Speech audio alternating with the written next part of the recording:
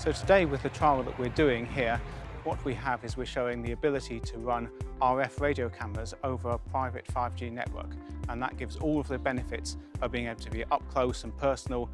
action and give an immersive camera view. But with 5G connectivity, we can add bi-directional IP capability, and that gives much more operational flexibility.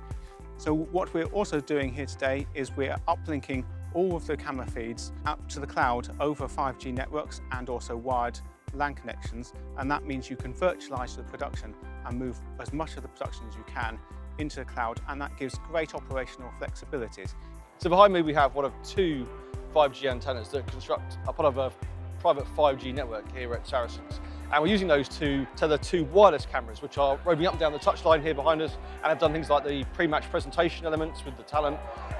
So they're contributing to our live show on BT Sport 1, and they are part of an experiment overall to see how we can start to push camera technology and wireless camera technology further forward in the future and start to become less tethered to traditional cable cameras and infrastructure in stadiums.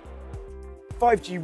really complements M&B's current capabilities. So they provide huge amounts of bandwidth and connectivity and operational support to the broadcast industry, and that's kept within not just BT Media and Broadcast, but the BT family end to end. So with the 5G private cell that we have here and a Vislink 5G transmitter, we're able to get the video feeds off the camera and have the ability to roam and give immersive camera shots from wherever the director wants to get that position.